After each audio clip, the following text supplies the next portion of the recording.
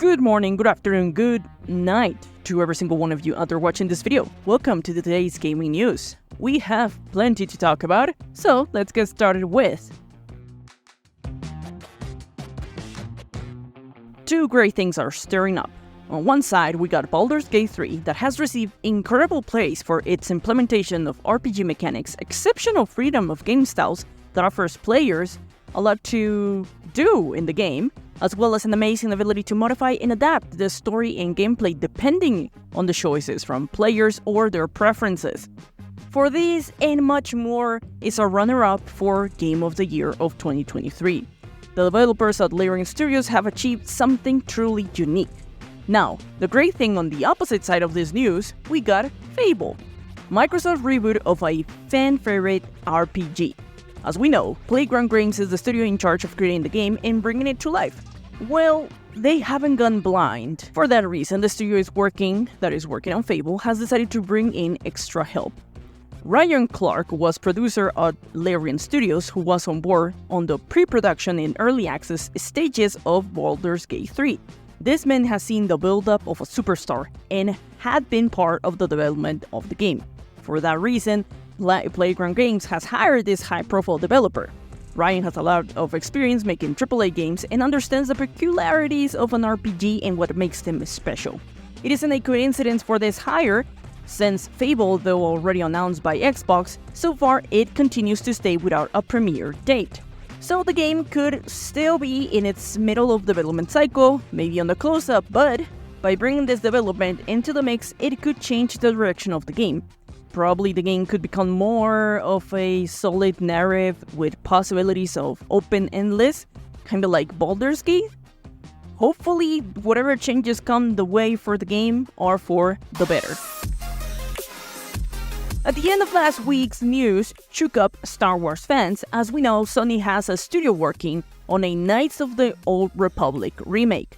Though unknown when will the game come out, so far nothing had been pointed towards the scrapping of the project, at least not until last weekend. When the trailer of Kotor, to make it short, was listed last week, many were sent into believing that the game had been quietly cancelled. This combined with old news that some time ago it was believed that the game will face a questionable future because of its troubled development and the speculation of cancellation grew. However, Sony didn't let the story grow into bigger mess. The next day after the delisting of the trailer was discovered, a statement on social media was posted in response to the Kotor Remake. However, this wasn't, it's not a really good response. Many have gone back, even 10 years back, to look for all their Star Wars games trailers that had licensed music in them. Those are still up on the platform, so the answer given by Sony doesn't make sense. Could it be true that the game is in development hell? Last year, Bloomberg claimed that the studio Aspyr had stopped working on the game, and another studio called Saber Interactive had taken over. What do you guys think? Is Kotor Remake cancelled on hiatus? Or just like Sony stated, is it only a music license problem? I don't know, it's hard to believe this, but at this point, anything can be possible. Games are review bombed quite frequently for any reason. Consumer unhappiness or maybe console wars, you name it. While you might be thinking about Starfield, hold up, because this time it isn't about that game. And no, it isn't because of console wars. It is a case of Xbox fans versus Game Pass. Get ready, this news will have a bit of a rant moment from myself. Last week, a beautiful game called Cocoon was released on different platforms as well as a day one on Game Pass. The game is published by Annapurna Interactive. If you don't follow the gaming news, or you might not know that this publisher is known for having some of the most creative and artistic games out there.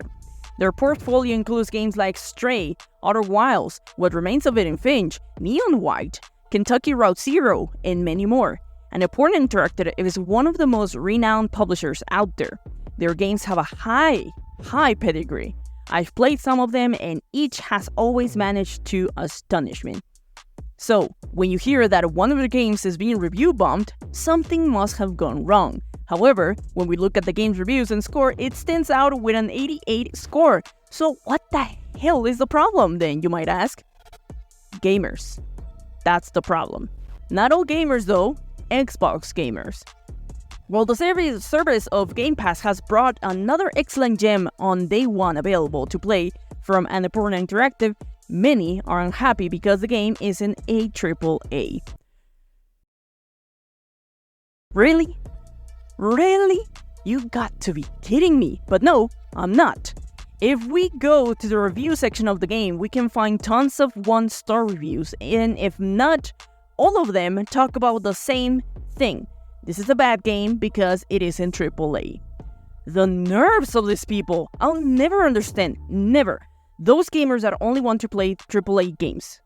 And if it's not a AAA game, it's trash, everything. I don't understand. I know they might have the taste for only AAA games, but that's not a reason for them to put in 1-star reviews. And review by the game. I'm grateful I don't have that way of thinking, but gosh darn it, just because a game isn't AAA, should we lose our minds and review bomb a perfectly well-made game? Stop! If you don't like to receive a variety of games into the service, then unsubscribe! Leave it! Stop putting money into the subscription! The game is not at fault that you don't like the indies or AA games. Just don't pay for the subscription anymore, or maybe continue paying it. I don't care, but don't blame another game for the selection of games put into the service. I will say go and ask for more AAAs to be placed on the service, but I'm not gonna do that, because not everything has to be AAA to be an awesome game. Instead, stop review bombing games, go and play games that you enjoy, and let others enjoy this indie games. It's kind of a simple thing. But after drinking some tea and calming down, let's talk about Naughty Dog. It has been reported that the studio has been asked to cut off a significant portion of its staff. At least 25 developers have been let go, and the studio was pressured to keep the news quiet. And yeah, especially with all the layoffs happening in all the gaming industry. But according to Kotaku, it claims the PlayStation Studio announced layoffs internally last week. The majority of those layoffs worked in the multiplayer game Factions, the Last of Us multiplayer spin-off that Naughty Dog had been working on since last year. According to other sources, Bungie, which is now in charge of leading studios into the live service department, their reports from the game Factions weren't favorable, and because of that reason, the layoffs happened, and now the project has probably been scaled back due to the internal negative reviews.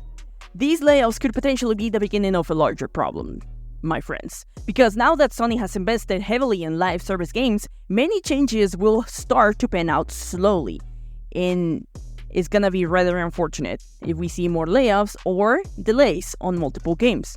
With Jim Ryan's exit, we don't know how far the company will go with the shakeup, or how will the next CEO lean into this new path. What we do know is, the changes are starting to complicate things for some games.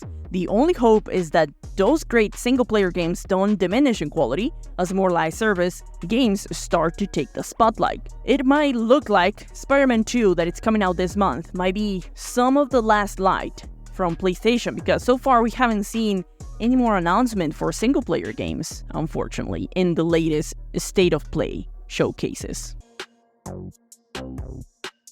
This time I only got one quick update for you. Minecraft Dungeons won't continue to be supported by the studio. Last week, Mojang announced that the game support has ended. There won't be new content or expansions added to the dungeon crawler. The game hit 25 million players recently. However, Mojang says that their team will be moved into new projects that move around the Minecraft experience, so we can expect more out of them. But that's gonna be all for this episode. What are your thoughts on this gaming news? Let me know in the comment section. I'm the Honey Badger, and I love to talk about everything gaming from news to games. If you liked the video, remember to leave a like and share. It really helps. Don't forget to subscribe. See you in the next video. Keep on gaming.